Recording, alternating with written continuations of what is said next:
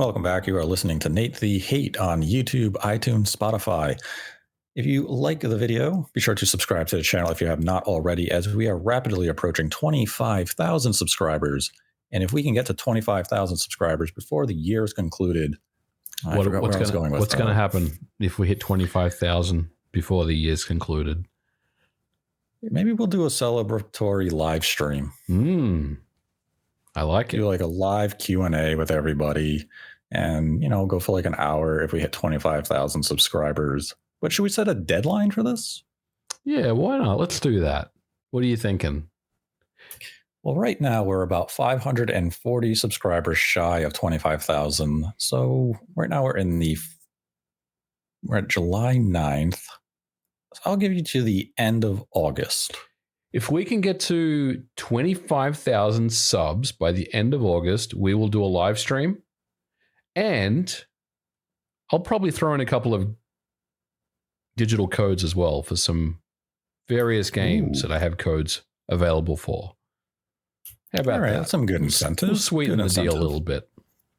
Yeah, so during the live stream, we'll do a giveaway, or we'll do a few giveaways just randomly to any of the subscribers and the individuals watching. And yeah, that's good. All right, end of August, 25,000 subscribers. We will do a live stream and a game giveaway. Yeah, it'll be fun. I'll come up with something good that people will like. Sounds like a good plan. And with that, I welcome in my co-host, ModernVintageGamer. Well, Nate, it's great to be here. I know I've already have been speaking, but it is great to be here, and it's great to be recording again. I know we've been, again, I feel like every time we do this, I always talk about how we've been gone for a little while. Man, it's summer. There's a lot of nice weather out there. I know you've been enjoying it. There's also the Euro Cup that both of us have been watching, which is coming to its natural conclusion here this weekend, when there'll be the final. We still don't know who the finalists will be. There's a lot going on right now, but I know we decided that we would get back together here. We do have a lot of Streamlabs questions we want to get through in this episode. There are. So this, once again, will be a Streamlabs dedicated episode. So think of it as a call-in show where we will go through a massive collection of Streamlabs questions that have accumulated since April. And we will return to our regularly scheduled programming in the coming weeks throughout the month, as we do have episodes regarding Microsoft, Nintendo, and the PlayStation 5 all planned, outlined, and kind of churning in our minds already. So that is content that we will have coming out as the month continues to proceed. But let us start with the first Streamlabs question, and it is from Tom, who donated $1 and asks, do you have any info on the storage speed of the Switch 2? Will it at least match the SSD speed on the Series X? This seems like a big unknown at the moment with the system. If it's much slower than Series X and PlayStation 5, it could make ports very difficult. Yeah, I think, we don't know, obviously, until we get word from Nintendo when the system is announced, but I would think that this is one area that they are very, very interested in making perform better for their new hardware. It's very apparent to me that loading speeds on the Switch have suffered compared to what we do see with the PS5 and the Xbox. And I will tell you, as a developer working on the Switch hardware, loading is one of those things where it's always slower on the Switch compared to working on the PS5 and the Xbox. So yeah, I would definitely expect some improvements there. We just don't know what that would be at this time. Yeah, all I can point to at this moment is a video that we did during the summer of 2023. I believe the episode came out in September or October, where we discussed the improved load times in Breath of the Wild that were demonstrated at Gamescom. Yeah. But beyond that, there's no additional information that can be shared at this time. Then had a question from Sour Patch Kid, who donated $1, and they write, I feel like 1995 through 2005 was the golden age of gaming. Brand new consoles were releasing every few years, big jumps in graphics, and the birth of many classic gaming franchises and IPs. Is this just nostalgia, or is there some objective truth to that? Yeah, you take this one. I want to hear your thoughts on this. I mean, naturally, nostalgia is playing at least some role in your declaration of it being the golden era of gaming, though I am in full agreement with you. When I think of the PlayStation 2, GameCube, and Xbox generation, it was definitely the golden era in terms of just software output and even the innovative features that hardware had at the time. And you even include systems like the Dreamcast, N64, PlayStation 1, which were the advent of 3D gaming. And there was a huge birth and just explosion of new IPs. Some of those IPs now are, well established staples of the industry. Mm-hmm. And so many innovations were introduced during that 10-year period, be it basic gameplay functionality like Z triggering, or even online gaming with Xbox Live. And we have seen how much that has evolved.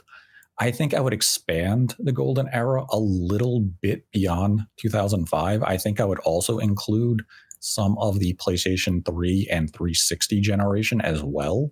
Yep. But I am in general agreement with you of that being a golden era. But the nostalgia factor where that would come in is that if you ask an individual who, let's say they were 7 or 8 years old when the Wii came out, they'd be looking at gaming and they'd be saying 2006, maybe to 2015 was their golden era because they grew up with the Wii, they grew up with the PS3, 360, and PS4, Xbox One, and such. And to them, they saw all that evolution. We were really kind of at that ground floor of 3D gaming, whereas they were at the ground floor of HD gaming.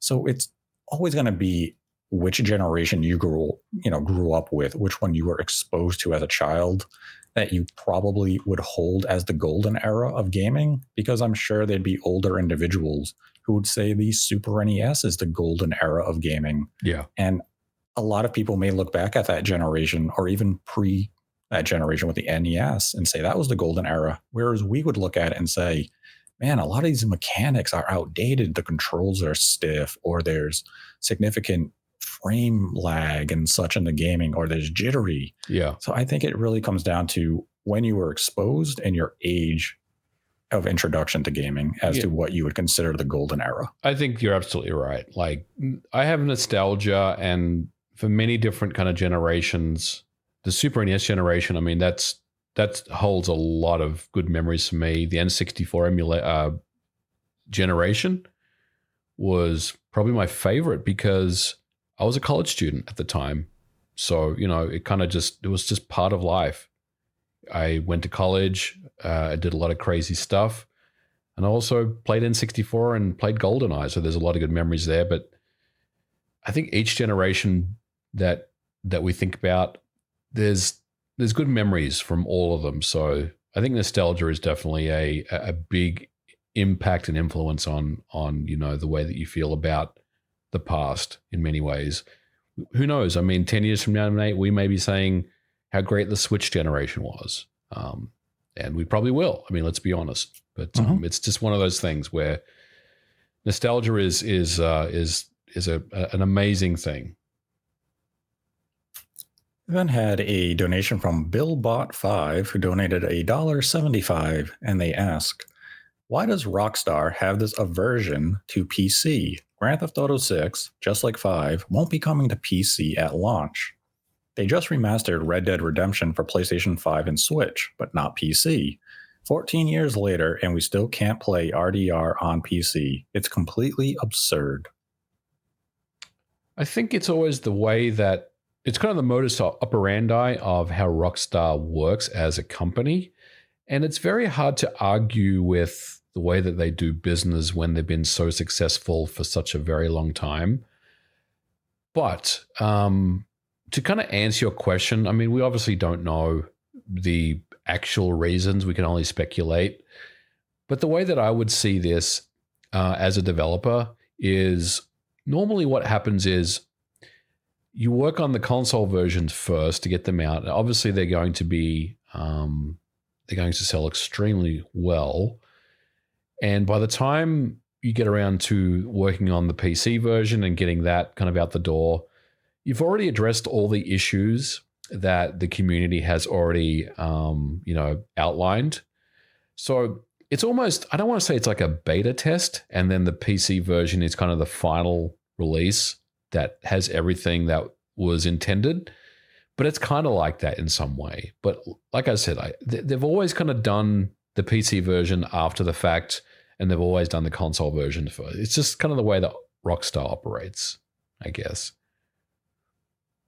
Yeah, I mean, naturally, the PC market is growing, and that audience has become something that more and more companies are paying attention to. You can look at Microsoft and Sony as evidence of this. But right now, Rockstar does still view it as kind of that secondary market or complementary market. And they prioritize console where they believe their games are going to sell the most.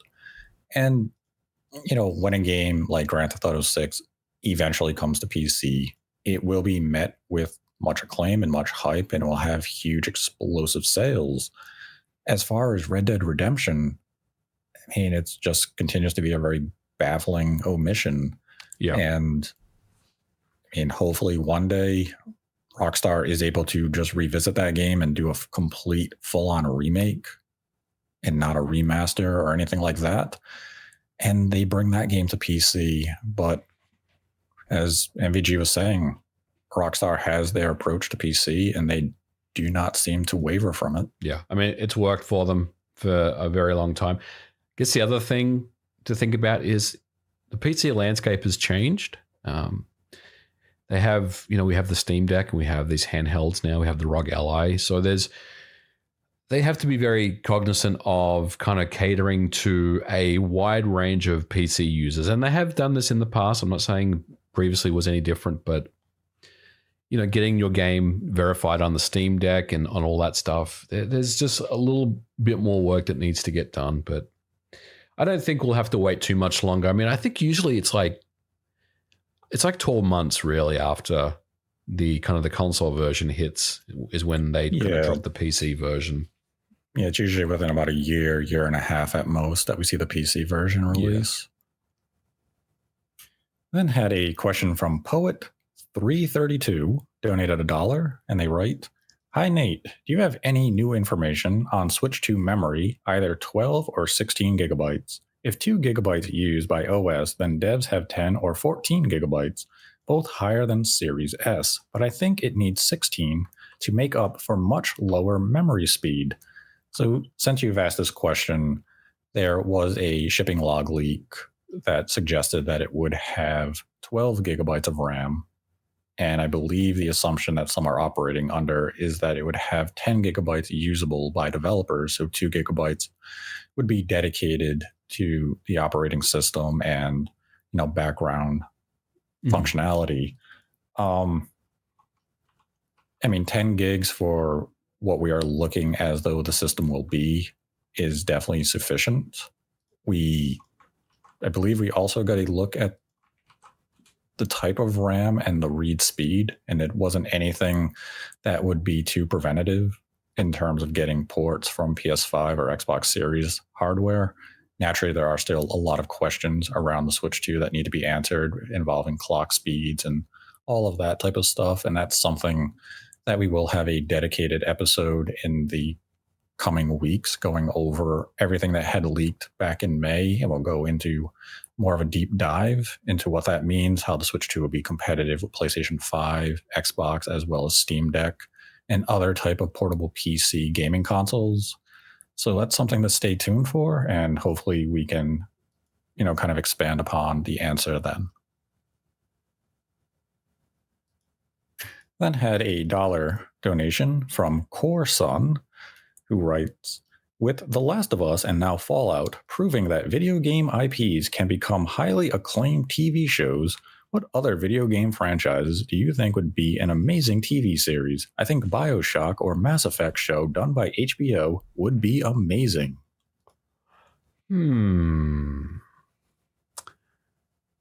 What would be a good one? I mean, there's Mass Effect would be a good show, I think, but it also could run the risk of being another kind of space drama type show that may not be as impactful as potentially it could be. Oh man, I don't know. Like, Last of Us is definitely a great show. I really enjoyed that, watching that one.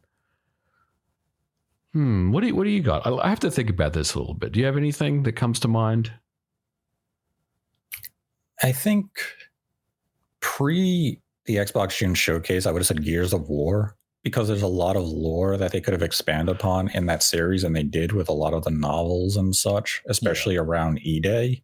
But now that we're getting the prequel with Gears of War E-Day as a game, I guess it doesn't necessarily negate the possibility of you making a TV show that would do the Pendulum Wars and everything leading up to Emergence Day, and everything with the Locust and all the backstory, and really expanding the lore more than you could in a video game. I think Gears of War would be something that would be, have potential by a studio or like a company akin to an HBO, where you could really do it justice and you wouldn't be held back by, network television in terms of gore and such, because you need to have a scene where you're curb stomping or using a lance or chainsaw and cutting through a locust if you are to make that a TV show. Trying to think of another IP that would be good for a television show. I've thought about like Metroid, but I don't think Metroid would translate very well to television. And then Silent Hill. That's obviously we've always have movies of Silent Hill, which I haven't really seen any of them. I've heard mixed things about them. Like, I don't know if there's it. And then, you could say, what about something like Bloodborne or Elden Ring? But even those don't really fit very well, in my opinion. Like, I know it's been done. It's been done countless times now, and just none of the showrunners have done a good job with it, is Resident Evil. Resident Evil. Yeah. If you really just took the novels and looked at the games and didn't try to do anything too outlandish, I think you have a good concept there. You have a pharmaceutical company who is experimenting with various viruses. Right. You have a double agent. Like, all of the core points are there to make a very good TV show. And for whatever reason, they cannot translate Resident Evil into good media. Yeah. But it seems as though it's ripe for the picking, and it hasn't translated yet. And even Silent Hill, as you mentioned, the movies are okay. They're not great, but it still feels as though it's something that you could translate into really good media, and it's just not happening. So right. I'm not going to sit on the fence any longer. I've got one. Starfield. That could be a good TV show. You don't think it would run into the same sci-fi drama issue as Mass Effect? It could. But I think the problem with Mass Effect is everyone has a preconceived notion about how that would go as far as television. I think Starfield is a little more open-ended. You could, rather than, you could basically tell any story you wanted to in the Starfield universe. And I think that would be pretty cool.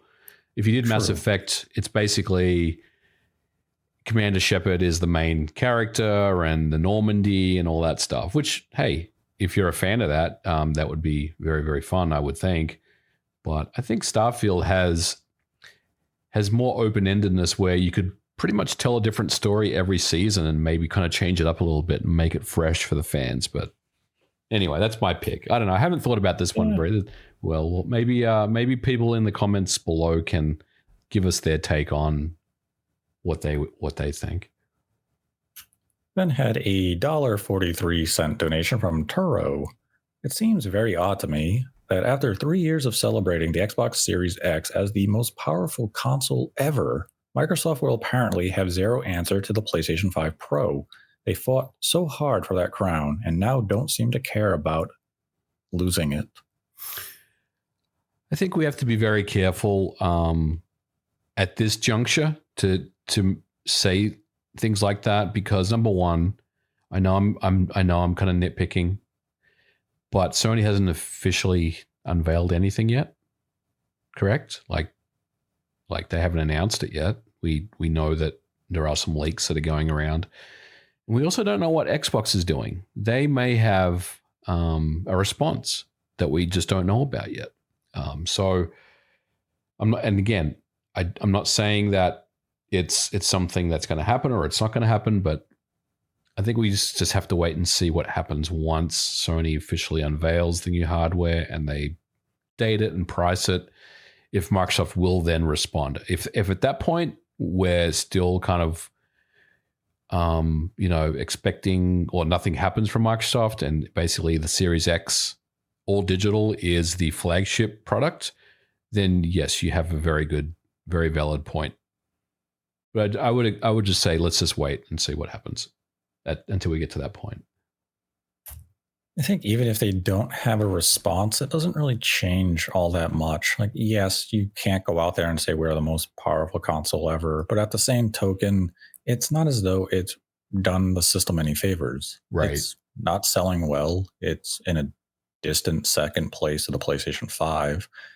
And, I would say with the June showcase, Microsoft finally showed what the Xbox Series X is truly capable of in terms of visual fidelity and performance. It's taken 4 years to see what this hardware is capable of, because the first few years we were in a cross-generational period where games were still being, developed with the Xbox One in mind. And for any limitations the Xbox Series S may be having here, you did have Microsoft and Phil Spencer come out and say, we do have an Xbox Series Pro. Yeah. It's the Xbox Series X. We just happen to launch a base piece of hardware with a pro piece of hardware at the exact same time, instead of introducing it a few years into the generation. Like, yes, it's going to be inferior to the PlayStation 5 Pro in terms of ray tracing performance and such, based on the leaks and rumors out there right now.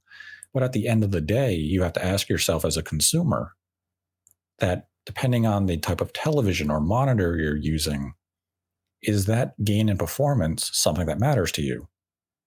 Having that extra ray tracing reflection, is that going to ultimately change the immersion you're having with the product? Is the performance going to be significant enough for you to justify a $600, $700 investment to buy PlayStation 5 hardware that's going to play the exact same games, but maybe just slightly better? So it's definitely a personal decision as far as the consumer comes. And if Sony wants to come out and say we have the most powerful hardware on the market, at the end of the day, how many hardcore enthusiasts are going to rush out and buy that? And if we look at the PlayStation 4 Pro as an example, it sold about, I believe, 10% of the overall PlayStation 4 figure. So we're talking about 10 to 14 million systems. Not a insignificant amount, but by no means significant either. And we can even look at last generation. The Xbox One X was more powerful than a PlayStation 4 Pro, and it didn't move significant amounts of hardware either, because power alone isn't going to sell systems. It comes down to software. And, up to this point, Microsoft just hasn't delivered on the software. We did see very promising things to come out of the June showcase. But regardless of hardware power scope, the games are what sell hardware. And you can look to the Switch. It is inferior to a PlayStation 4 and Xbox One, vastly inferior to PlayStation 5 and Xbox Series, yet the Switch is outselling all of those systems. Right. Because it had the games. So, yeah, Microsoft may lose the crown of being able to say we're the most powerful piece of hardware on the market, but the crown didn't bring it anything. Yeah, I absolutely agree with that. Then had a $2 donation from Stargazer. If I'm being honest, I don't think Bethesda has it anymore. Starfield is such a regression from early Elder Scrolls and Fallout games. They've become too bloated and too corporate. Don't think they have the ability to make games like Oblivion and Fallout 3 anymore. I disagree. I absolutely disagree. I think Starfield is Bethesda's best game since Oblivion. And I know that's a take, but I've thoroughly enjoyed my time with Starfield. I think it's a fantastic game. I understand that it has some of that Bethesda jank associated to it. I know that the creation engine is desperately in need of a significant overhaul in the way that it operates, but I've really enjoyed Starfield, Nate. I had a great time with it. I put a lot of hours into it. I beat it twice, and I'm probably going to revisit it when this DLC makes its appearance. I think it looked like Dead Space. Do you remember the DLC that they showed at was it at the showcase? I mean, yes. I got some serious Dead Space vibes from it. I'm ready to jump back in. I love Starfield. I mean, the DLC looks amazing, but the DLC compared to the main game is also more focused, where they said it is a single planet, and it reminds me of a Starfield main mission. I believe it was Entanglement, where you were jumping between dimensions. Yeah. So it had like vibes of that, but back to the question. See, I was never that big of a Bethesda game fan. I had played Oblivion on the 360, and I hated it. Right. I loved it. I hated Oblivion. I only played it for a few hours, but even in the opening 10 minutes, the game just annoyed me, especially, as 18-year-old me. Yeah. Where I'm in a dungeon, I have a sword, a rat attacks me. Yep. And the rat kills me, even though I've been hacking at it. Like, one, you're a rat. I have a sword. I shouldn't be able to be killed by a rat. So that already annoyed me on the onset of the game. When I played Skyrim, everything just clicked. And I loved my time with Skyrim. I played Fallout 3 eventually, enjoyed it enough, never played Fallout 4, played Fallout New Vegas, fantastic game. Starfield, I enjoyed. Yeah.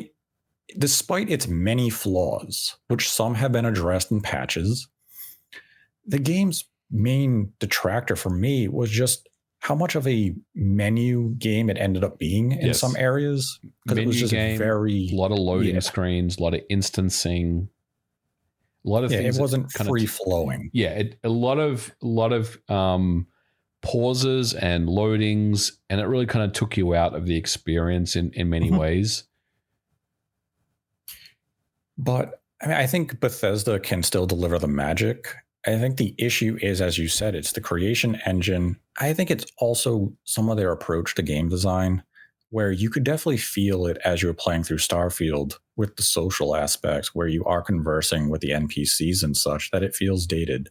Even the way that they're just standing in front of you talking, it feels as though this is a game from 15 or 20 years ago. Yeah. That at the time was revolutionary in something like Oblivion.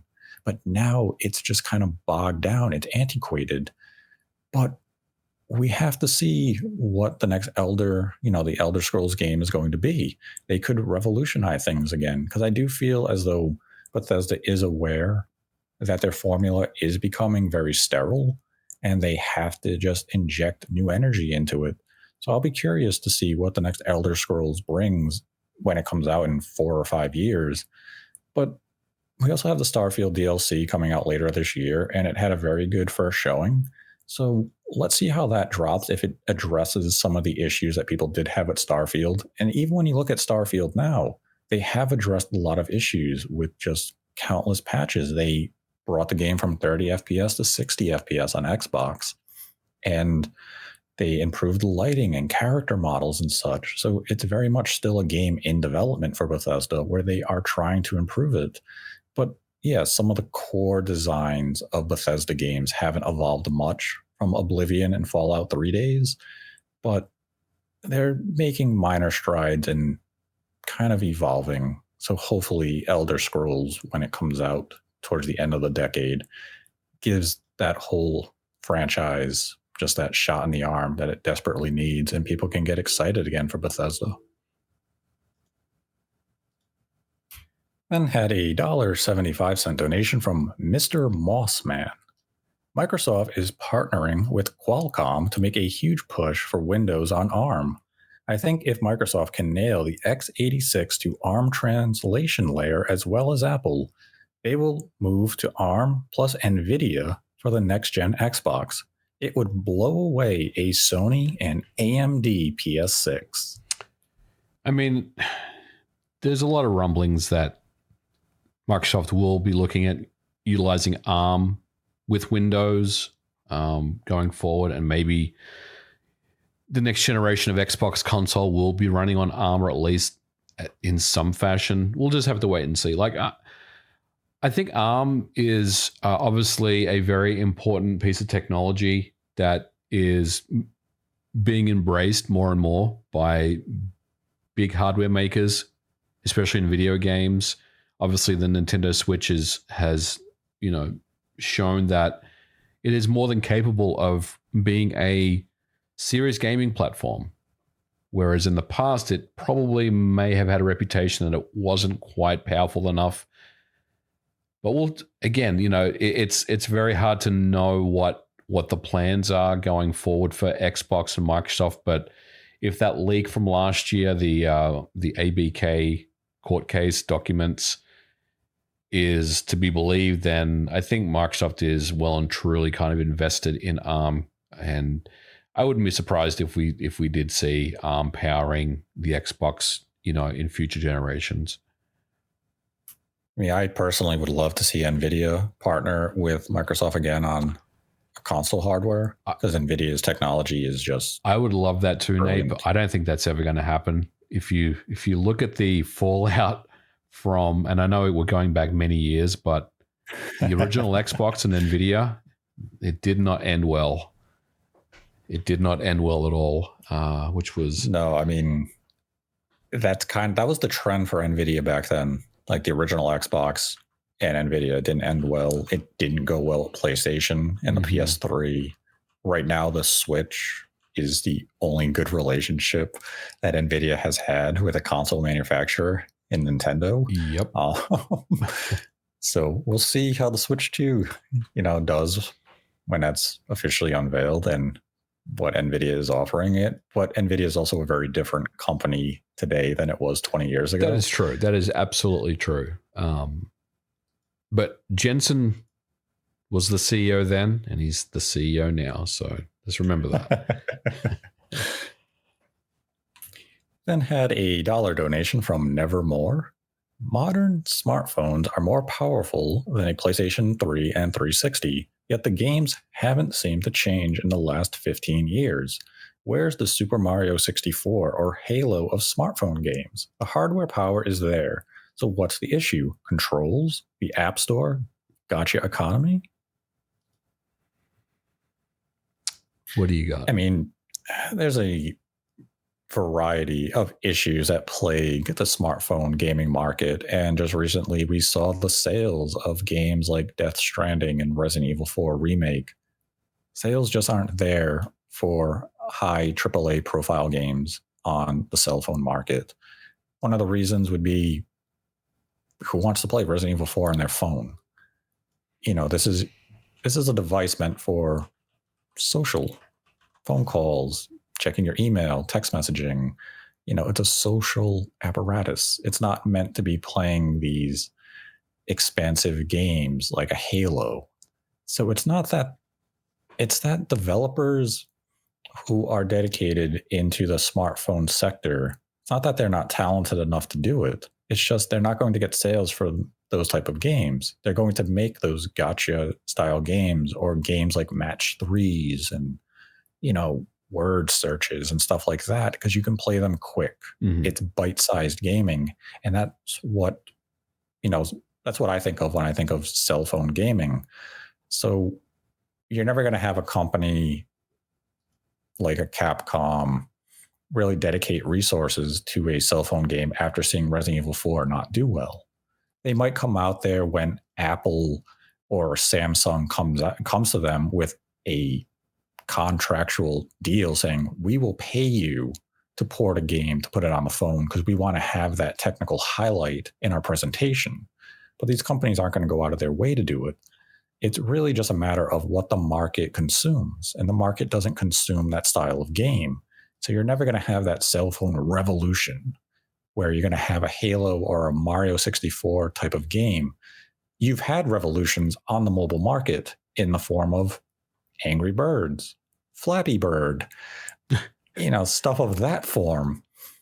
Maybe one day you'll get a 3D game that's just bite-sized fun, but might be a long time for that, because these developers that cater to the cell phone market are just going to continue to create snack-sized games that cater to you for 5 minutes in a bathroom break, and then you put your phone down and you go about your day. Exactly. It's a different market. It's a different market altogether. Even though phones are indeed a lot more powerful these days, the thought of me playing games on my phone, Nate, it's not in my DNA to do that. And I think the people that do play games on their phones, you're right. They're playing it for a quick bite-sized, experience. Mm-hmm. I mean, and we've had products that cater to the gamer with controls. You had the N-Gage, which was formatted in a way that you had the buttons and a D-pad and input buttons in a way. And then you had Sony with the Xperia Play. Mm-hmm. That's right. And they just did not resonate with people, because at the end of the day, as inviting as it may sound to you in a moment of, oh, I can't wait to play Tomb Raider on my phone, then you play it for 20 minutes and you realize 30% of your battery is gone and the controls are weird. And even if you do have the integrated controls like an Xperia Play, you still have the battery life issue.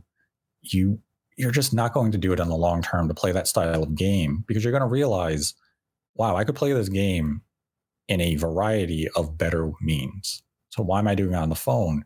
And that's also why you see a lot of the talk when emulators come to phones. Right. Everyone plays the same games when they get the emulators. They're playing Tetris. Yep. Maybe they're playing a Pokemon Game Boy game. Yep. They're not playing high-end games, right, because they're just looking for that quick nostalgia hit. Exactly. Then had a $2 donation from Mr. L. Hey guys, recently Apple relaxed its policies on allowing emulators on their App Store. Do you think this level of mainstream attention is good for the space, or could this provoke a new wave of legal battles we could do without? Well, I mean, there's already been a little bit of turmoil in that space. Obviously, there's been some of the emulators were not approved, and then finally they were. I'm not really sure why they were removed and then they were reapproved. Obviously, I don't know the specifics and the ins and outs of getting your game on the Apple Store and getting it through their certification process. But look, I think it's inevitable that this happened.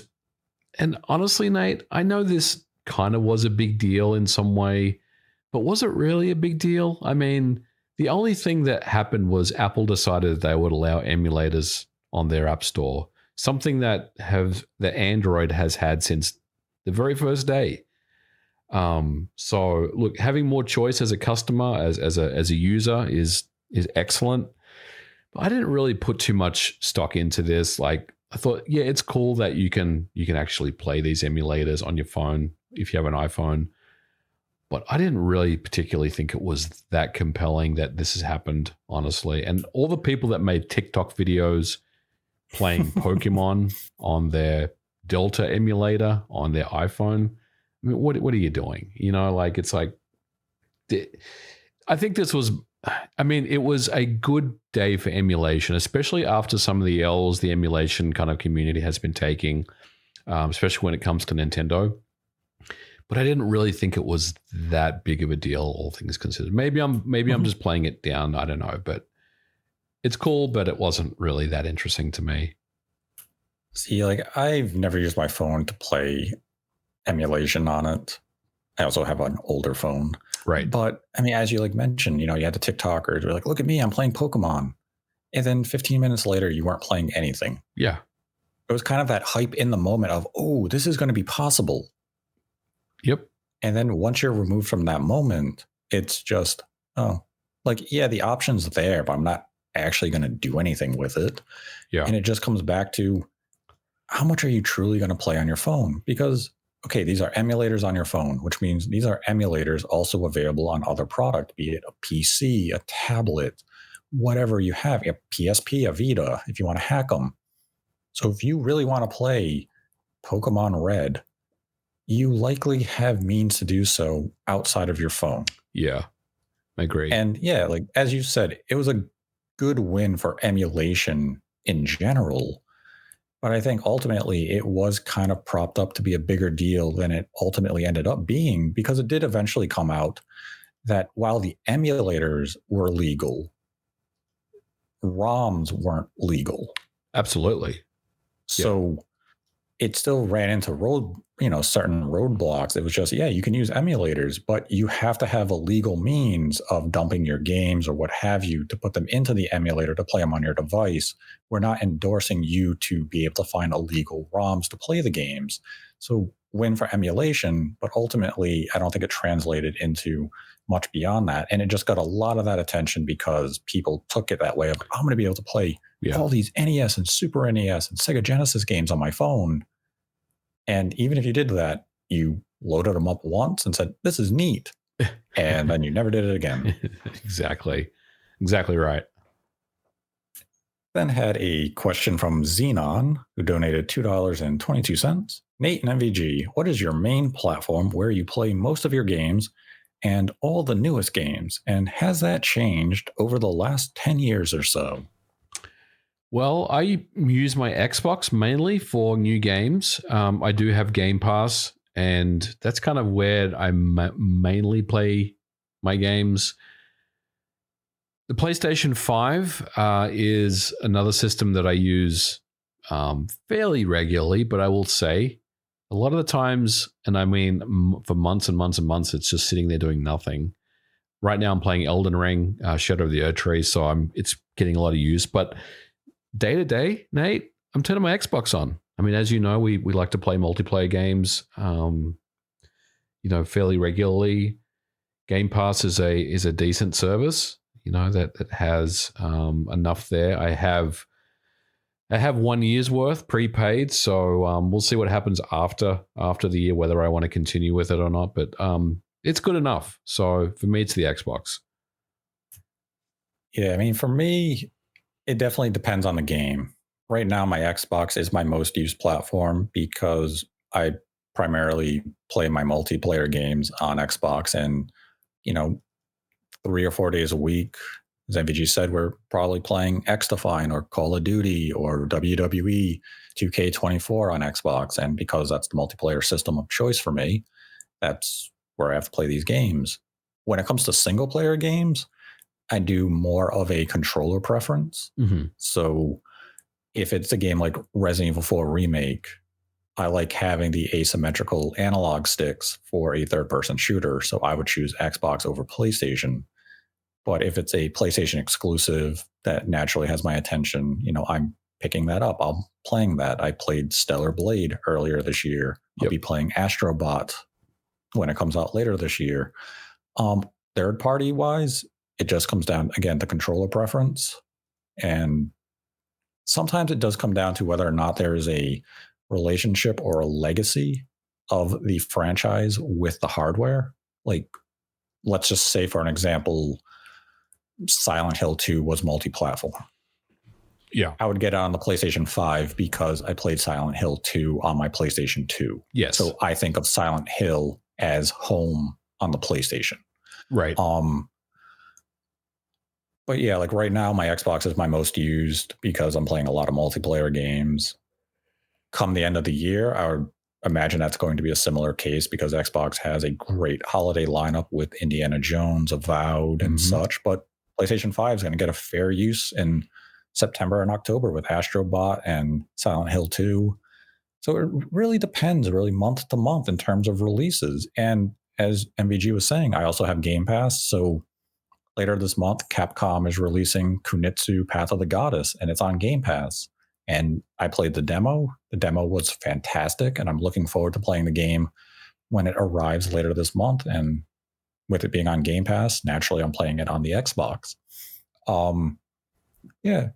Just varies release to release, month to month. Yeah. And Xbox just happens to be the platform of choice at the moment. Maybe the Switch, once they release something later this year with the new Zelda game and such, maybe that'll sneak way into first place. But yeah, Xbox at the moment. Then had a $1 donation from Pop Fusion. Fallout 4 release in 2015. Bethesda Game Studio is now working on Elder Scrolls 6 for around 2028, and then Fallout 5 probably around 2035. That's 20 years between Fallout games, which is ridiculous. Jeez. Microsoft absolutely needs to have another team make a new Fallout game before 2030. That's probably not going to happen, but I don't disagree with you. It's been a long time between drinks, as they say. So hopefully they can speed up the process for this next one, but it's kind of wishful thinking as well, because obviously the development times of games only seems to increase. It never seems to get any shorter, even though publishers are looking for ways to kind of make games get built faster. But unfortunately, as scopes and budgets continue to increase and the expectations from gamers that they want bigger games, it's probably going to be a long time before we see the next one. Yeah, I think also the issue is that even if Microsoft did have another development studio who could handle the next Fallout game, let's just use Obsidian as an example, that you have Todd Howard and the development team that do handle the Fallout games, if they're the ones who are constructing the story and they have the vision, they would have to then come into an external studio to do the consulting, and that would slow the process down as well. But I also wouldn't be opposed to, having Obsidian do their own spinoff like they did with New Vegas, if they were interested in doing so, just to fill that gap until we get the next Fallout game. And I'm sure Microsoft is having that conversation with Bethesda and Todd Howard and the higher ups there, saying the TV show is a hit. What can we do in the meantime? And another fine alternative that I am sure they are exploring, remaster a previous Fallout game, be it Fallout 3 or Fallout 4 or Fallout New Vegas, to fill that gap. Because that's an easy thing that they can outsource to a studio like Virtuos, who's doing the Oblivion remaster. Yeah. And just say, hey, you just did Oblivion, here's Fallout 3 or whichever Fallout title, and we're going to release that in a couple of years. Fans can play it. It'll also be an introduction for a lot of new people. And that kind of just buys you more time until you can get to the completed state of the next Fallout game. And I'm sure Microsoft and Bethesda are having that conversation right now just to figure out the best means of approach to keep interest and, expectation in line for when the next Fallout game is coming out. Because you have to give the fans something to eat. As much as Fallout 76 has improved over the years, people still want that single player experience. And if remastering an older one is the solution, do it. We've seen them use those games as fillers before, and it is a fine way to do so. It's cheap, it makes them a lot of money, and it keeps the fans happy. Then had a $1 donation from Sebring. There was a question last episode on Sony doing a course correction away from games as a service. Their problem comes down to their abandonment of treasured IPs. Days Gone, Bloodborne, Twisted Metal, SOCOM, and so forth. All big selling beloved IPs that are now dead. Is Days Gone really a beloved IP? Is it? I don't think it is. I mean, I like Days Gone. I like Days Gone. I'm a fan of it. Is it a beloved IP though? I don't know. I mean, is the Order 1886 a beloved IP? I love both of those games, but is it a beloved IP? I mean, is Days Gone a beloved IP? Probably not. But I mean, to your point, yes, Sony has a vast roster of IPs that they do not utilize that they could definitely utilize more efficiently. Like Twisted Metal. There was a Twisted Metal game in development that got shelved. Bloodborne. Everyone keeps asking for Bloodborne on PS5. Everyone asks for a remake or a remaster or at least a 60 FPS patch, and Sony will not give it to us for whatever reason, be it a disagreement with FromSoft, what have you. SOCOM, you would think with the success of Call of Duty and such that SOCOM would naturally be a title that is just ripe for a resurrection or a reboot, and they just do not revisit it. But Sony does. They're very rich in abandoned IP. And I think a lot of it just comes down to the direction that they're taking with gaming in general, not games as a service or even live service games. But look at what Insomniac has become. They're just churning out superhero games with Spider-Man, Wolverine. But these games are selling 10, 15, 20 million copies. And now Ratchet and Clank has kind of been relegated to a one-a-generation. Whereas if you go back to the PlayStation 2 and PS3, you were getting one every 2 years. Yeah. And then on the PlayStation 4, we got no original new Ratchet and Clank game. We got the remake of the first one, and that was it. And that was to correspond with the movie. So it was essentially a tie-in. And then you have other titles like Sly Cooper. Sucker Punch is busy doing Ghost of Tsushima, a huge selling game. So as much as we would love to see someone revisit Sly Cooper, why would you have Sucker Punch do a Sly Cooper game that may only sell 2, 3, maybe 4 million copies when Ghost of Tsushima 2 is going to sell 15 million copies? Yeah. Sony is kind of in that MCU state of they're just producing the games that have that Hollywood flair where they know they're going to sell well in the long term. It has mass appeal.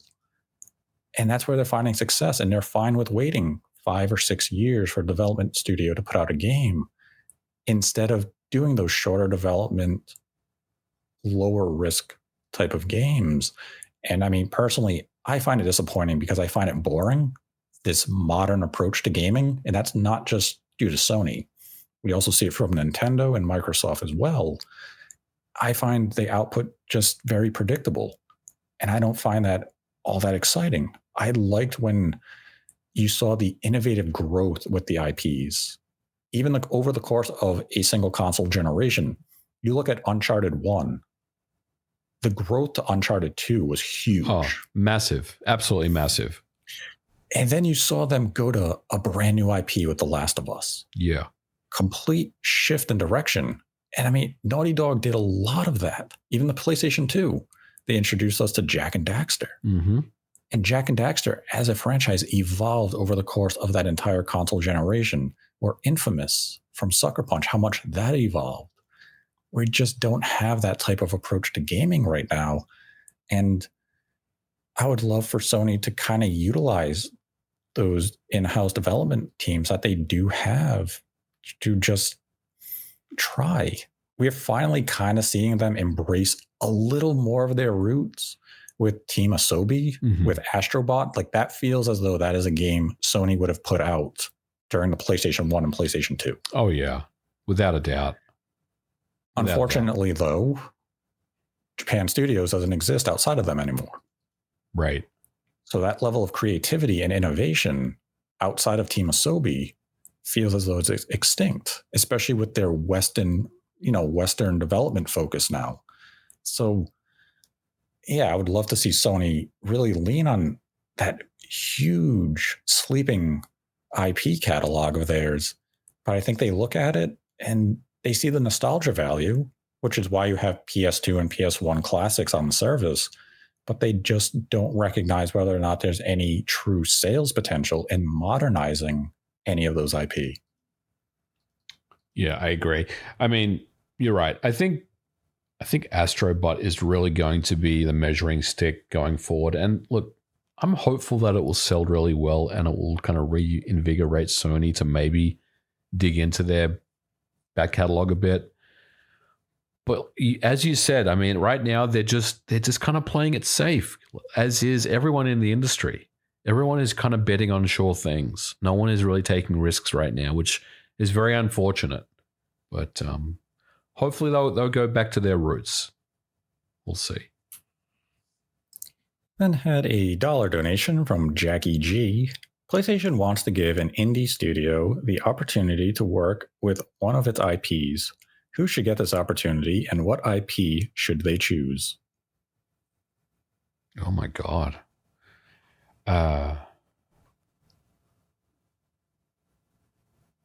Who should they give it to? I would say Platonic, and they should give them Sly Cooper. Oh, that's not a bad one. That's not a bad one. Indie Studios, huh? Yeah. I think they should give it to Night Dive and have Night Dive remaster Bloodborne. Is that cheating? It's not cheating. It's in the parameters of the question. I'm putting it into the universe. Okay. I accept that. I was trying to think of indie studios, and I couldn't really think of many. I guess technically Atari owns Night Dive now. Not sure if they're still technically indie. I'm just going to go with that anyway. I think it's fair. Ben had a $1.80 donation from Zubmer. Would Game Pass benefit from an annual subscription? I'd never cancel my subscription if I could pay the price of 8 months and get a full year. Also, what is the deal with Game Pass focused games getting DualSense exclusive features? Well, I can answer the second question. I think it's not really something that is being done. Well, we're talking about the DualSense portion. It's not something that's being done to take away from the Xbox version, if that makes sense. It's really more just the functionality is there. So why not take advantage of it if there is an avenue for you to do that. So using the DualSense is something that can obviously help, with the immersion of your game. And look, I hate to say it, but Xbox don't have DualSense. They just have kind of just the standard rumble they've always had pretty much since the OG Xbox. I don't think they've really made too many adjustments to the rumble motors at all with their controllers. And they don't have gyro, right? That's another thing. So why not take advantage of those controller features? It's not a case of it's better on PlayStation because it has DualSense haptics and gyro controls. It's taking advantage of the features that are available to developers to use. And I think that's the right thing to do. Like, every developer wants to make the best version of the game they can on the hardware that they have. And if there is an opportunity to add DualSense or haptics to your game experience and make it just a little bit more immersive, then you should do it. You shouldn't see it as competition. I mean, it's the same developer, it's the same publisher bringing these games out everywhere. At the end of the day, they're making money. It doesn't matter what hardware it's running on. They're still getting paid. So it's really just about the choice at the end of the day. And I think it's the right thing, personally. Yeah, I'm in agreement with you, is that if you as the developer have access to these features, you should take advantage of them. And, like if a PlayStation 5 Pro comes out later this year and let's say a game coming to Game Pass, let's use Doom, Dark Ages as an example, because we know it's multi-platform. Mm-hmm. If that can have a PlayStation 5 Pro, enhancements, yep, shouldn't it take advantage of what is available? At the end of the day, they're trying to sell a product. And if these features are available on another piece of hardware and that's where the game is available, they should take advantage of those features. And, if Microsoft wants to have haptics and gyro in a controller, they can release such a controller that could then take advantage of these features. That's on Microsoft. At the end of the day, as a development studio, you're trying to sell a product. And if you have features available to you that can make your product more enticing to that consumer base on that specific piece of hardware, then by all means do so. And I think that's really all it comes down to. What was the first question again? The first portion. Should Game Pass have an annual subscription where essentially if you were to you'd pay the equivalent of 8 months, but you would have the feature or the service for 12 months. So it would give you an incentive. Yeah, I mean, they should probably look at that. If there is a way to do that. I think they do, right? You kind of have that where if you were to pay monthly, it's more expensive than getting it annual. Yes. You get some kind of discount if you kind of buy a year's worth. Even if it's, maybe it's, $20 less, but that's the equivalent of a month and a half cheaper than if you were to do it individually. So I believe they already kind of have that, unless you are talking about a steeper discount. But I believe that type of discount already exists with Game Pass, because you can pay an annual subscription of whatever Ultimate may be. What is it, $200 for a year? Yeah. Versus what would it have been separately? I forget the exact figures in my mind at the present. But yeah, I believe that's already kind of a feature. Mm-hmm. If we're wrong, let us know. Then had $1 from Lagos. Why do these game companies make stupid consumer hostile decisions only to fully backtrack later? Most recent example is Sony with the PSN accounts for Helldivers. Are these corporate suits really that detached from their consumers? Yes. Yes, they are. They are. I know this is a old kind of topic, and we apologize. I know this happened like 6 weeks ago now.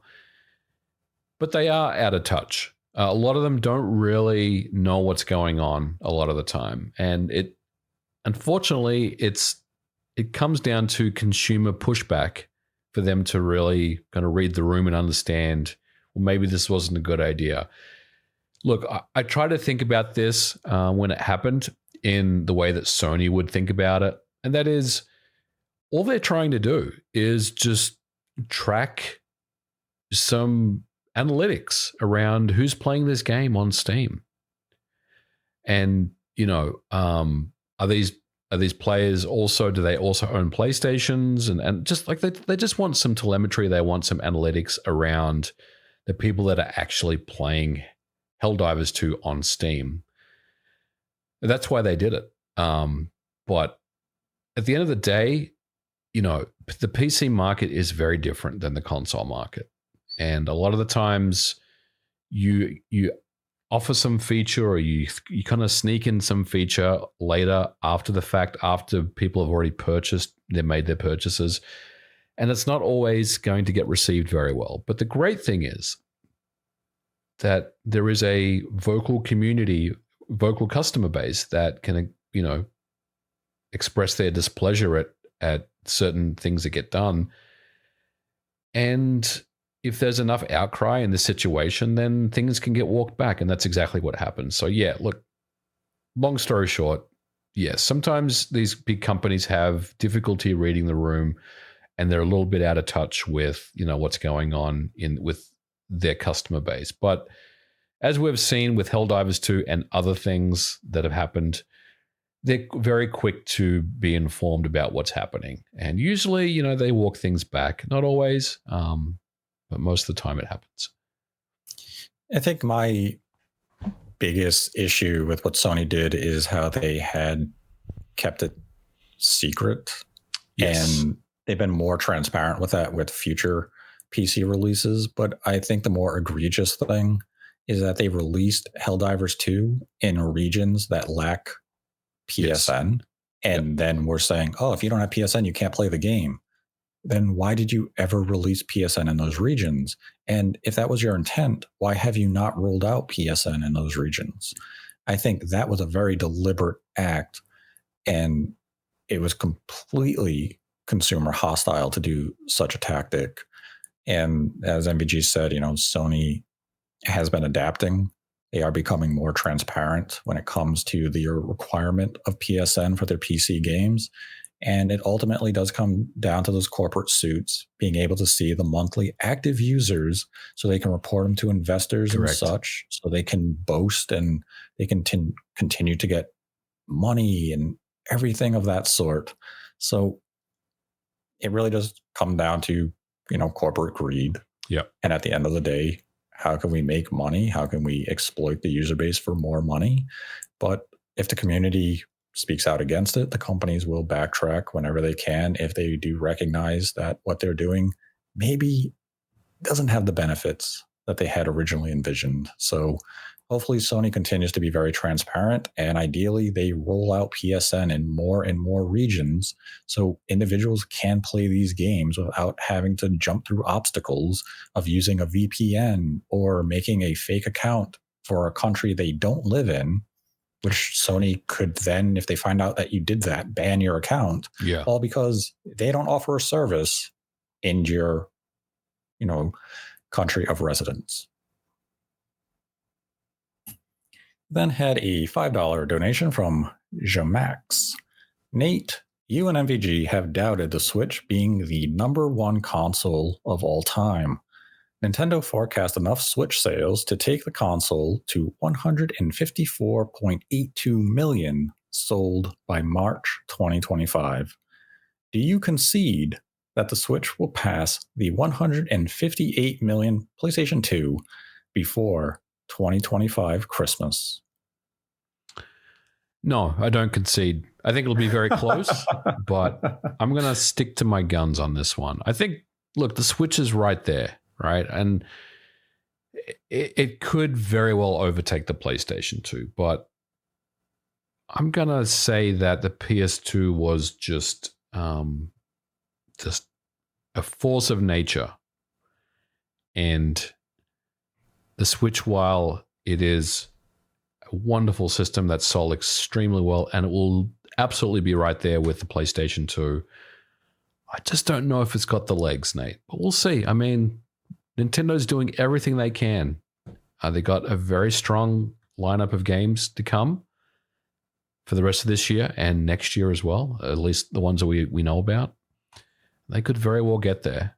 But I will tell you this, if and when it happens, I will gladly take that L, and I'll make sure that I communicate it on this show. So we'll see.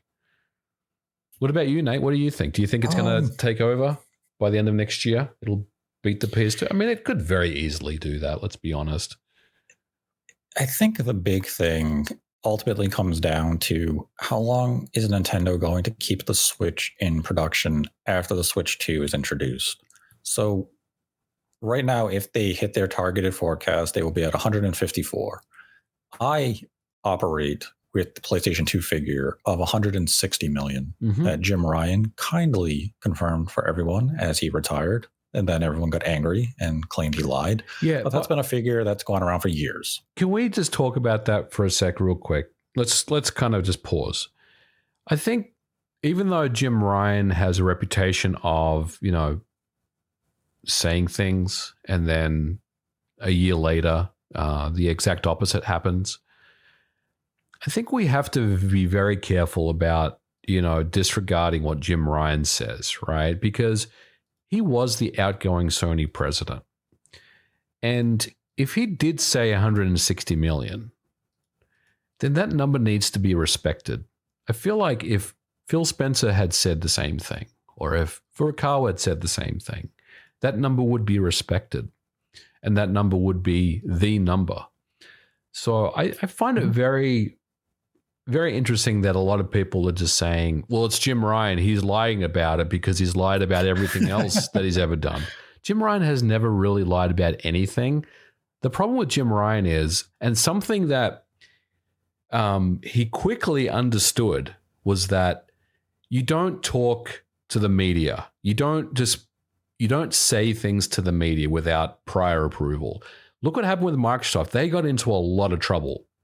Some of the things that Greenberg was talking about, some of the things that Phil talks about, even to this day, the interviews that Phil made, the one that he made with Ryan McCaffrey on IGN Live just a couple of weeks ago.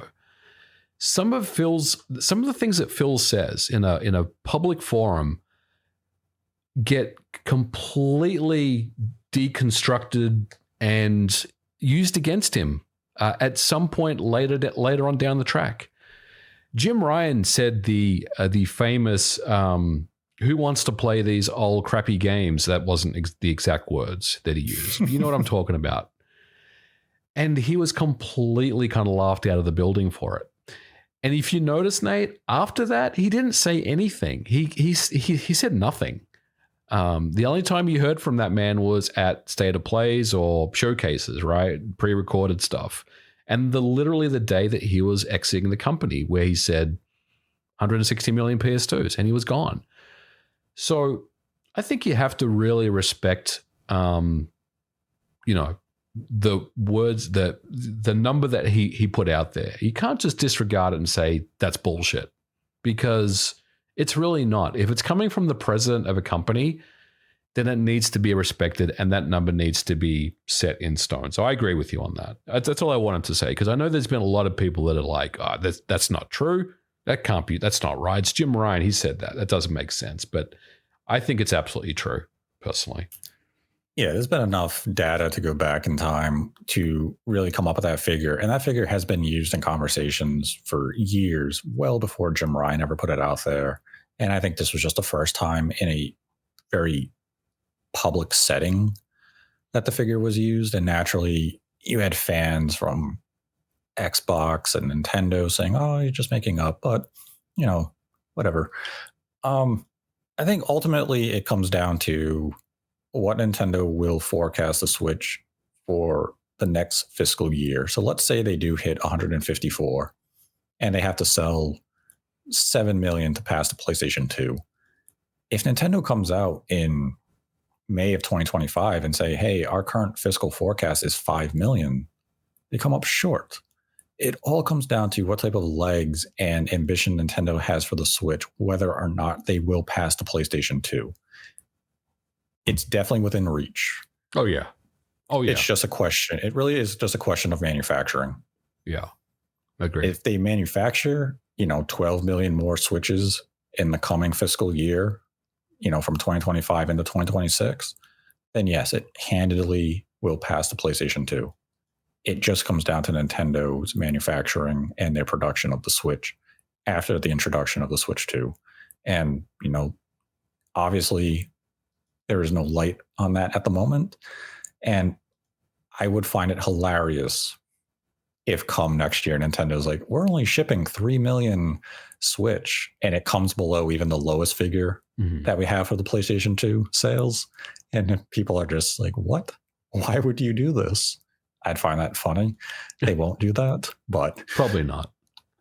But yeah, I mean, at this point, I think it's basically the Switches to lose. Yep.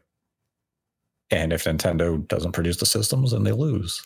But they definitely have all the momentum to do so. And I mean, let's be honest, the Switch generation has definitely gone on longer than I think most people would have forecast. And I know people will come in and say, well, the PlayStation 2 was around for, X amount of years. Correct. But whoever's number one, it doesn't matter. Both absolutely delivered quality in their lifetimes. And well-deserved as well, I might add. Yes, both introduced a revolutionary new means of gameplay consumption in their respective generations. Then had a $2 donation from Tor. Microsoft is trying to become a big publisher, but they keep closing down studios, the latest being shutting down a big portion of Bethesda game software. Grubb saying Perfect Dark struggling too. Microsoft too big for its own good, ruining studios and sinking projects. Sad. Well, first of all, there's no question here, but let's address a few things. Obviously, this information is a little out of date because we've had the showcase, and Perfect Dark personally was not in rough shape. It looks pretty damn good to me. And something that you had also mentioned as well, Nate, that you hadn't heard the same reports as what Jeff Grubb had heard. Look, I think Microsoft had a great showcase. I'm curious to know your thoughts, now, like after that showcase. But look, I thought that they did everything they could possibly do, given the turmoil and the closures of, yes, there were 4 studios that had either closed or folded into other studios.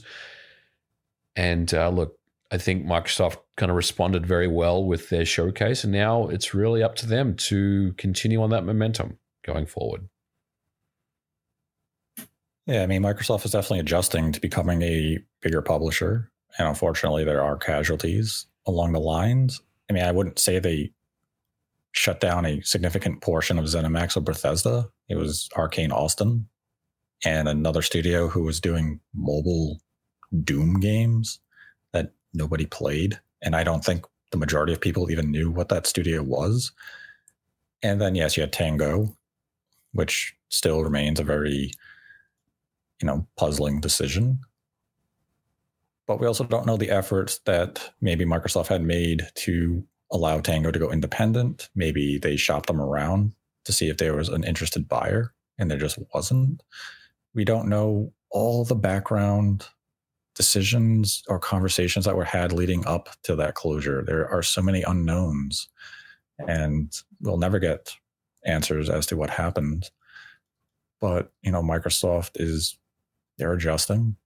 And right now, it seems as though we are in a cool down period in terms of acquisitions as well as studio closures, and hopefully that remains the case.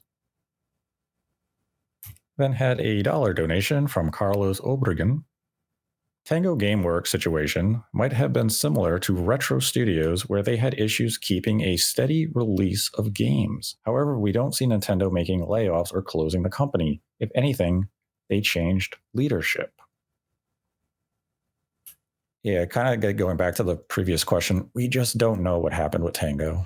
Yeah. We don't know if it was a case of Microsoft came in and they did an audit and they said, okay, these are the games that you want to pitch us, or these are the games that were in your pipeline. And when we look at the sales potential, they are just not there. And we can't justify the cost to keep you open and the cost of developing these games for the return we're going to get on them. And again, we don't know if there were those conversations of, can we go independent, similar as Toys for Bob? And maybe those deals just fell through. Or if Microsoft, again, shopped them around and nobody was interested in purchasing the company. I'm sure a lot of things happened that we don't know. We just saw the end result, which was a closure, which still I'm adamantly against. I think Tango should have remained open. I think they gave Microsoft games and an identity that Microsoft desperately needs, but we just don't know what happened. We also don't know that maybe in the distant future of 3 to 6 months, that some of the leadership from Tango or some of the employees from Tango form a new studio under Microsoft's umbrella. We also have to keep in mind that when Microsoft bought ZeniMax and Bethesda, Tango was not one of their targets. They wanted Bethesda Gameworks. Mm-hmm. They wanted Elder Scrolls, Starfield. They weren't buying them to gain access to The Evil Within or any of the Tango IPs. That was a studio that just came with them. They were the kind of that package. So they were viewed probably as that accessory. And when it came time to just look over things, they were an accessory that wasn't essential. And unfortunately, that's the harsh reality of business. Again, I would much prefer Tango to be open because they did produce quality games. We just don't know what fueled the decision to close them. Then had a $10 donation from Selendrith. Does Game Pass still work? It does. Yeah. We were using it just last night. It works. Yes, and it worked. And then had a $1 donation from Liam Warner. The naming of the World Championship game denoting NES edition implies there would be other editions in the future. Since I can't imagine the budget for this being that high, could you see them doing perhaps an Super NES or Game Boy one later, or better, N64?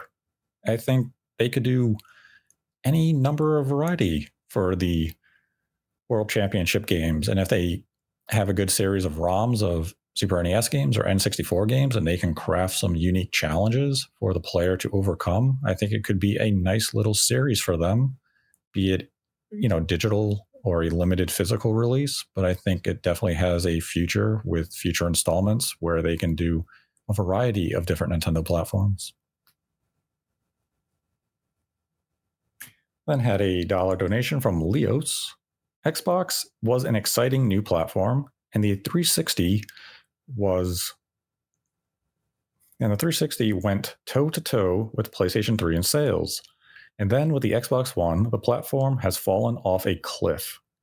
What are the biggest mistakes Microsoft has made since 2013 that has led to the downfall of Xbox as a platform? The biggest mistakes? I mean, there's been a lot of mistakes. What would be the biggest mistakes, though? I mean, you could easily just say it's Don Matrick, it's Kinect and all that stuff, but was it really Don Matrick and Kinect? Yes. It was probably Don Matrick. I mean, I think Don Matrick and the Xbox One E3 conference was one of the more significant blows Xbox could have suffered at that moment. You're walking out and saying, you can't play pre-owned games. Like, you have to give us a 24-hour internet license check on the system. It was like, what are you doing?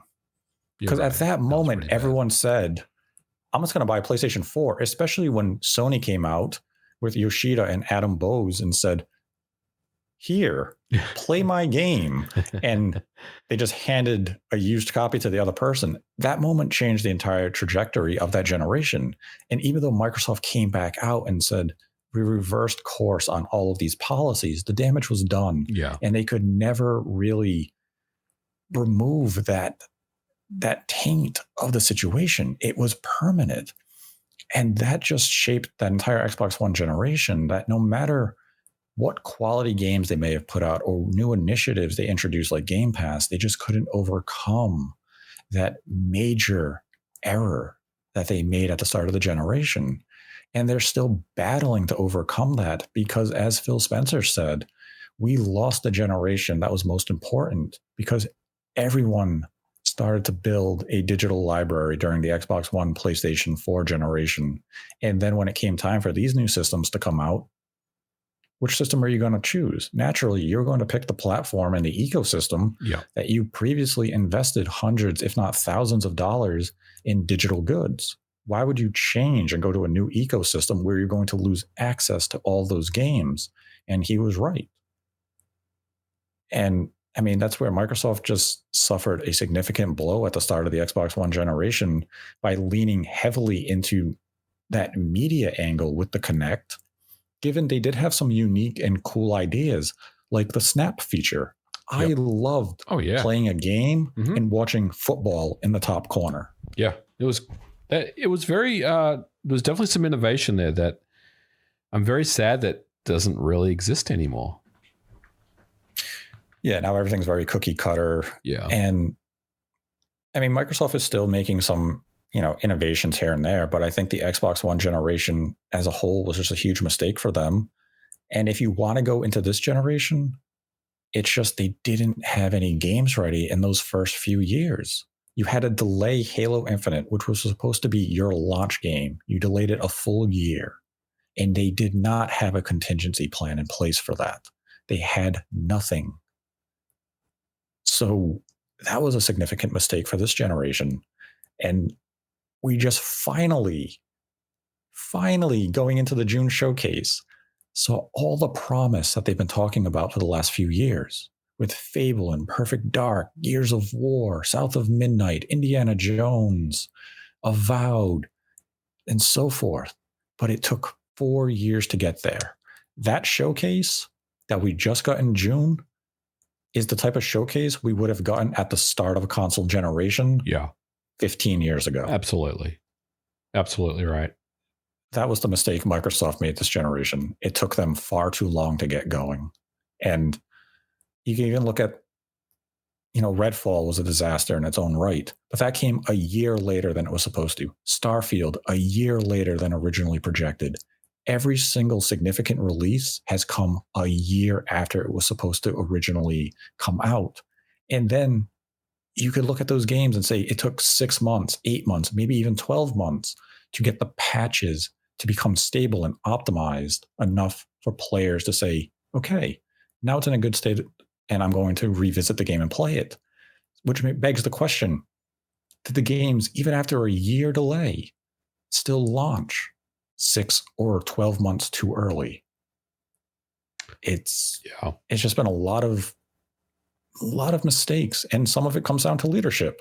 be it Phil Spencer, Matt Booty, whomever, where there's just not enough oversight to have a well-oiled machine. And a lot of it goes back to Don Matrick. And that's well over 10 years ago.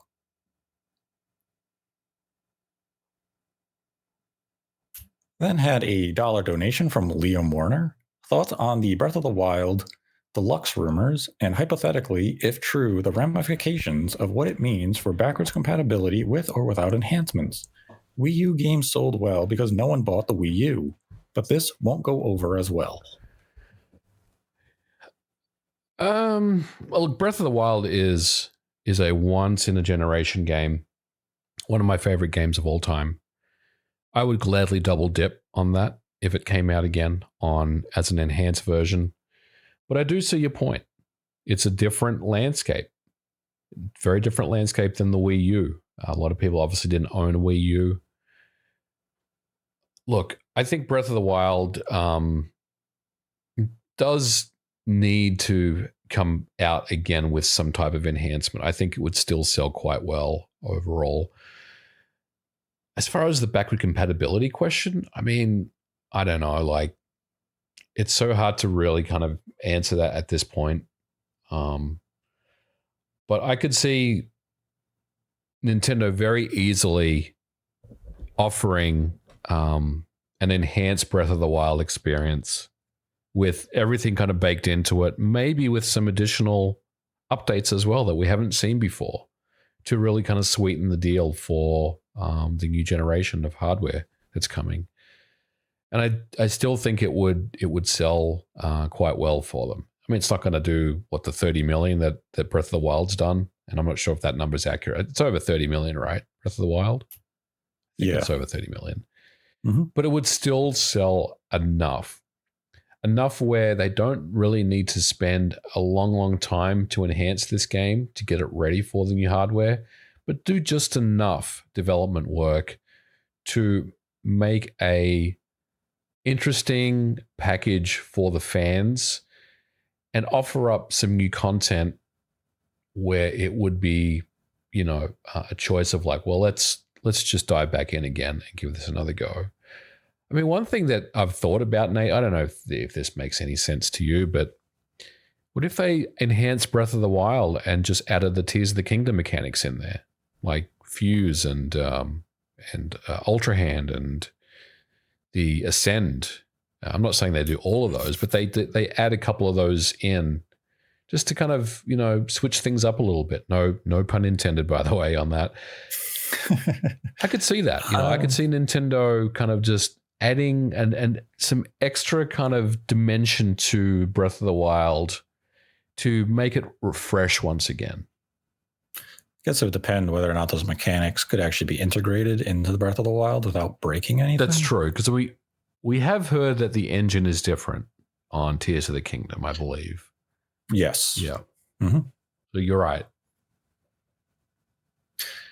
I mean, Nintendo naturally has a lot of questions left to be answered regarding backwards compatibility and their approach to it, and whether or not it's going to be similar to Xbox or more similar to PlayStation. As for a deluxe enhanced version of Breath of the Wild, we did have the tech demo at Gamescom 2023. Whether or not that will ever be translated into a full release or not, we will eventually find out. I know you just said that you would double dip. I personally would not. I think a lot of a lot of appeal for Breath of the Wild to me was the discovery. Yeah. And once that discovery is done, I think the game's appeal does just lose a bit of it, because the opening plateau, what made it so exciting was, how am I going to climb that mountain? Oh, I can eat hot peppers, or I can hold a torch near me. Mm-hmm. Now that I know the solution to that problem, you're just going to fly through so many sequences. And I think that would kind of diminish my love of the game a little bit. So I personally just wouldn't double dip unless the upgrades are very, very significant. Right. But I mean, that's just me. I know plenty of people would gladly revisit the game if it were 4K, ray tracing, 60 FPS and all that. And maybe once I saw it, I'd say, okay, I'd like to revisit it. As far as just enhancing it, if you were to take the Switch game and put it in a Switch 2, even if it was just a very minor enhancement, like 60 FPS, yeah, I'd probably, I'd play it in that backwards compatibility setting just to take note of the improvements, but I wouldn't play through the game from start to finish again or anything like that. But it's going to be interesting to see how Nintendo approaches backwards compatibility, and if we do see enhancements, or if they're going to go that deluxe retail approach to re-releases. But we'll find out in time. Then had a $1 donation from Bar of Soap. How can anyone look at what Microsoft is doing and not think that Xbox hardware is dead, especially with sales tanking? They destroy the Xbox brand and won't keep funding hardware in the future when it's in the red. Terrible decision making. Your thoughts? I mean, following the June showcase, we got a hardware revision. There's a lot of the rumor and talk of an Xbox portable system, and Microsoft has further committed to their plans of a next generation piece of hardware for Xbox. So they're committed to it. They are sticking with it. We are going to get another generation of Xbox. Whether we see a generation after that come the mid 2030s, we'll find out. But right now, Microsoft is committed to hardware, and they are going to deliver, and we will very likely see an Xbox handheld sometime in the next, 5 years or so, probably less. So Microsoft is experimenting. They're looking to innovate, and they are willing to explore every avenue made available to them in the hardware scene. Then had a $1 donation from Joshua. Do you think the Switch 2's SoC will be T239? And if so, will it be 8 nanometer or 4 or 5? I think it will be 2T39. I don't know what size the die will be, though. I have zero idea of that. Then had a $2.20 donation from South Coast Horizon. With industry consolidation going on, a thought crossed me. How likely is it for a major giant to fall into bankruptcy and sell all assets? Is Ubisoft still even relevant? Other than Assassin's Creed, what else do they have? Perhaps a merger with another. I think you're downplaying Ubisoft a little bit. They have actually quite a bit of stuff. Assassin's Creed obviously is the big one. But, they have a lot of long-standing IPs. Mario Rabbids on the Switch is something. They have the Tom Clancy license. Do they still have the Tom Clancy license? They still make those games, right? They do. Ghost Recon.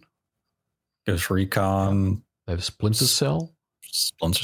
X Defiant. Well, we've been playing X Defiant recently. We have. They have Prince of Persia as well.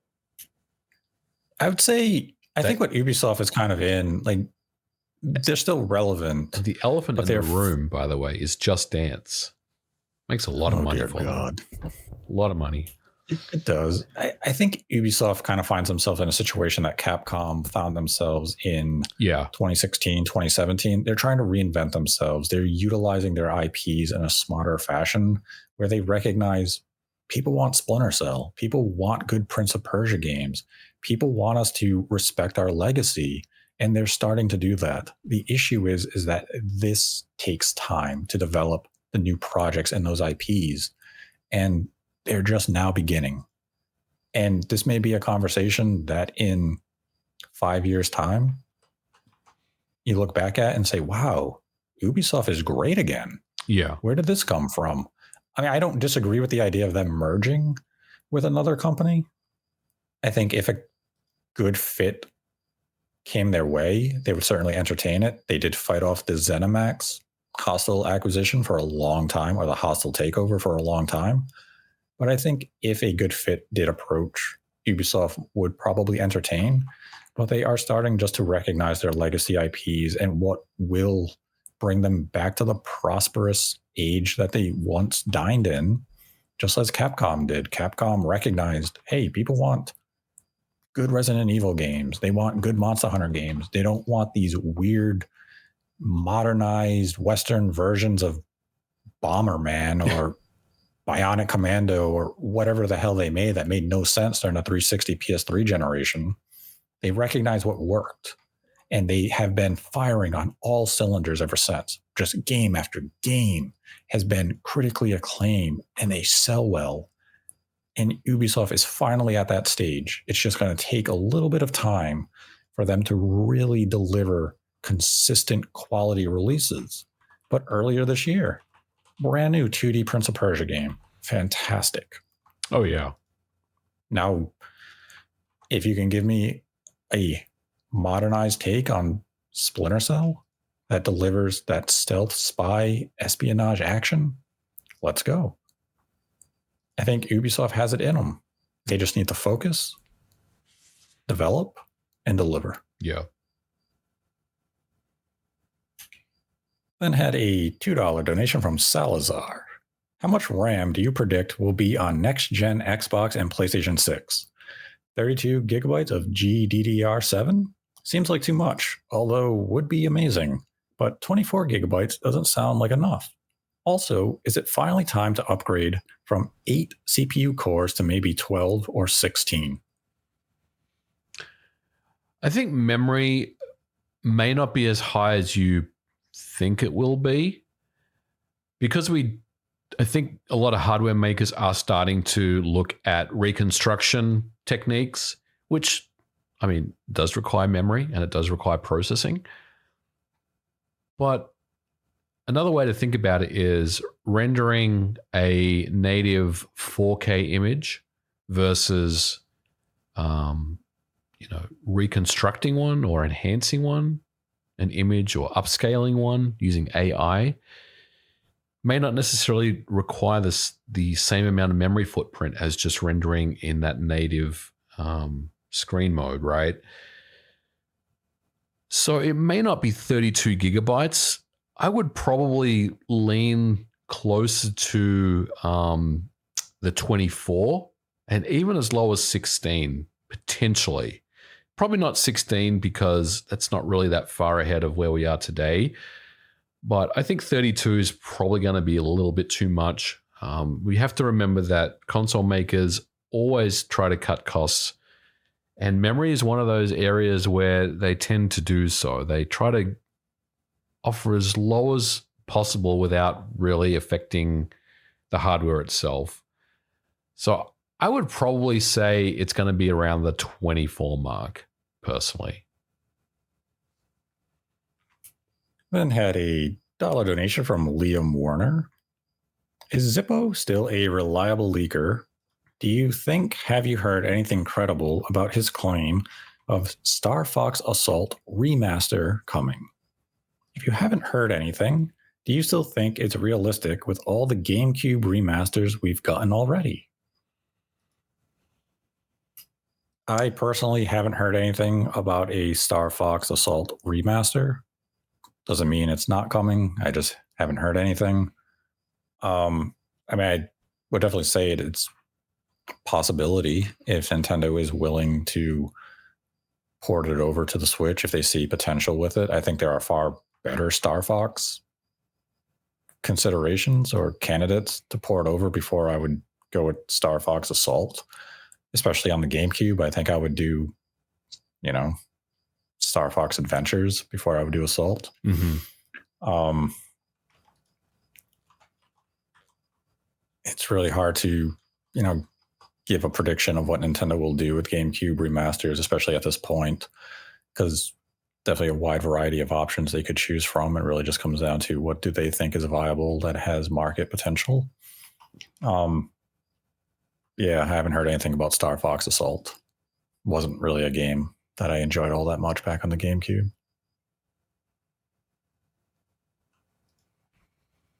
Then had a follow-up $1 donation from Liam Warner. I think Alloy will be the first PlayStation representative in Smash Brothers now.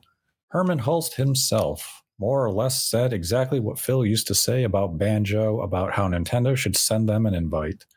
Great brand awareness and could strengthen PlayStation and Nintendo like Banjo did. Well, she will make her first appearance on Switch later this year, so I guess the invitation is certainly open if Nintendo decides to send it. I just wonder which form of Alloy they would choose for Smash Brothers. Would they pick her Lego form or her human form? It's a good question. Then had a $10 donation from Cyber Rider 17. Hello, Nate and MVG. Thanks always for the amazing content you guys provide to us. Will we get Guns, Gore, and Cannoli 3 anytime soon? What do you see will be the future for small developers, and why in the world people still watch Spawn Wave? Love you guys, Bort. I'm going to say yes to Guns. Was it Guns, Gear? Guns, Gore, and Cannoli. Because why not? I'm going to put it out there in the universe for you. And why? What was the other question? Why do people still watch Spawn Wave? Oh, what do you see will be the future for small developers, and why in the world people still watch Spawn Wave? Well, it's Saturday night. A lot of people don't really have much going on. A lot of people like video games. John has been running a podcast for 6 years, and a lot of people watch it. You know, Saturday night is it means a lot of different things to a lot of different people. Some people choose to but why? Go out and enjoy their lives, and some people like to stay at home. I don't know, Nate. Don't know. That's a question for the listening audience. Let us know in the comments section. Why do you still watch Spawn Wave? That's a good question. Then had a $1 donation from Liam Werner. As much as I hate to say hate, I don't believe anymore that Metroid Prime 2 and 3, Wind Waker, Twilight Princess HD, or F-Zero GX HD exist anymore, because there's no way we are getting all 5 of the next 2 directs.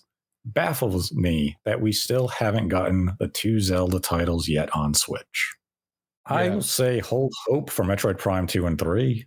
Wind Waker and Twilight Princess HD, I would agree. I think their time has come and gone. Yes. As for F-Zero, keep the faith. Yeah, I agree on F-Zero. I mean, they're really pushing the 99 stuff pretty hard. They're still updating it. They haven't like just let it out to, you know, to dry or whatever, and not do anything with it. I would agree. Keep the faith on F-Zero. Then had a $5 donation from Kaiser Olirio. Happy question. With LEGO Horizon, will we finally get a Gravity Rush collection on Switch? No. Or are Sony cowards? Sony are cowards. Yeah, I agree. Sony are cowards. I don't really envision a world where we see Gravity Rush ever again. Yeah. Unless they bring Gravity Rush 2 to PlayStation 5, which I know there was a rumor of that, but I don't think anything came of it. There was a rumor of it, but yeah, you're right. Nothing came from that, from memory. We then had a $2.19 donation from Kale. Hi, Nate. With the recent fall from grace of leakers Midori and Pioro, I was wondering, what are your thoughts? As a well-established insider, do you think they flew too close to the sun? Thanks to you and MVG for the great content, as always. I mean, it was a very complicated situation, and the two situations of them differ greatly, as it seemed as though the case with Midori cosplaying as a Japanese woman, despite being a Caucasian man in America. And I guess the means of information that they had was from a leaked Sega file dating back a couple of years, and they were just drip feeding the information. And I believe it came out that they were just trading some of that Sega information with other established insiders so they could get further information on projects that they could then tweet out. With Pioro, based on the research done on Reset Era and such, it seemed as though they had back-end access.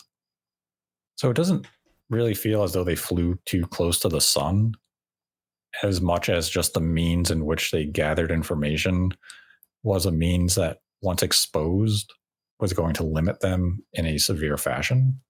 Because if you were getting access from a back-end exploit, the second that is patched, you would immediately lose access to that information well. Whereas other established insiders in the community, they get their information from having contacts within the industry itself. These are individuals working at companies and such.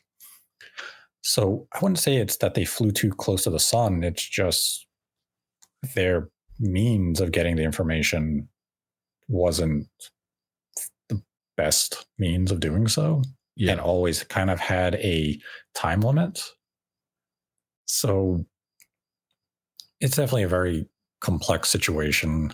I think the only thing that would shock me is that during their tenure of sharing information, that they didn't really establish more of a personal connection with individuals who would in turn give them information, be it from various studios.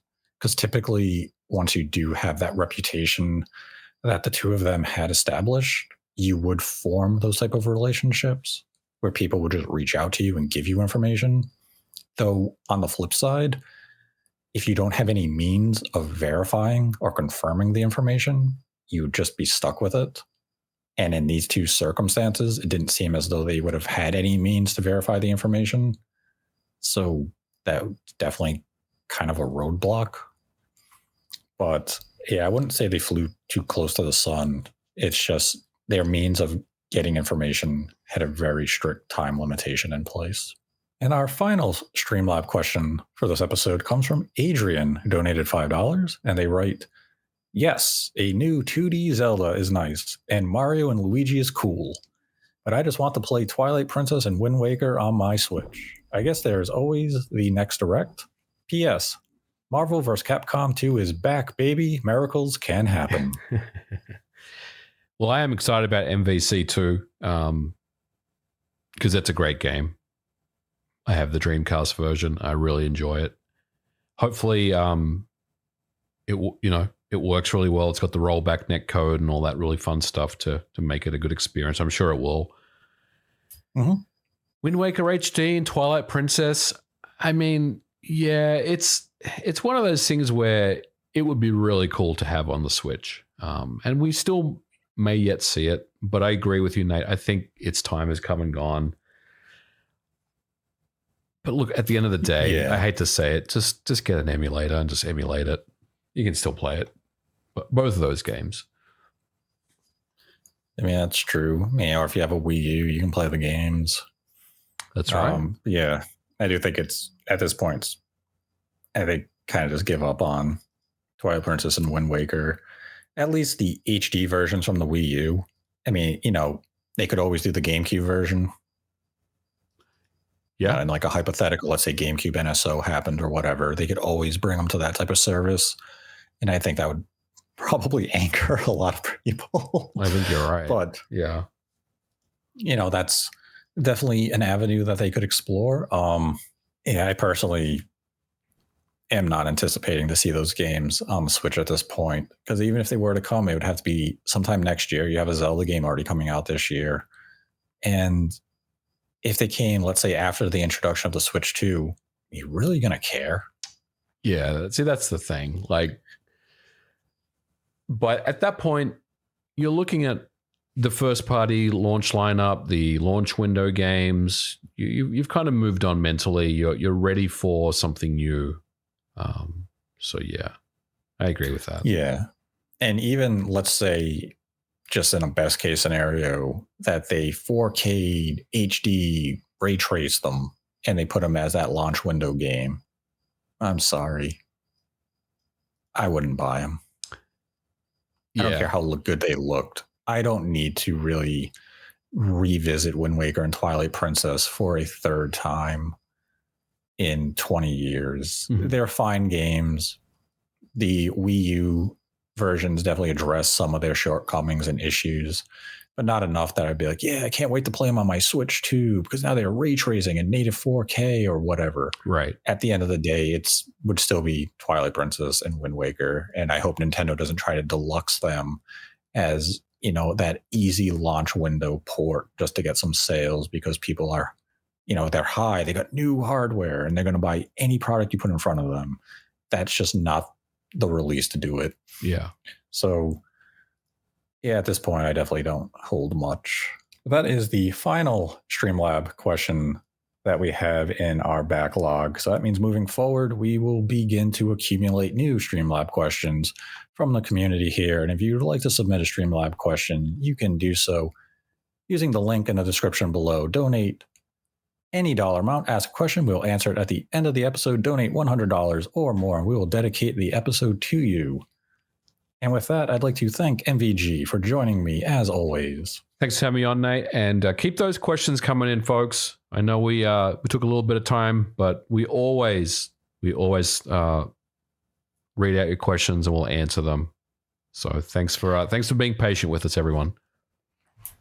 And if we get to 25,000 subscribers before the conclusion of August, we will do a live stream where we will answer questions live, as well as have a few game giveaways to give to the community whom have supported us throughout the years. But until next time, continue to embrace the hate.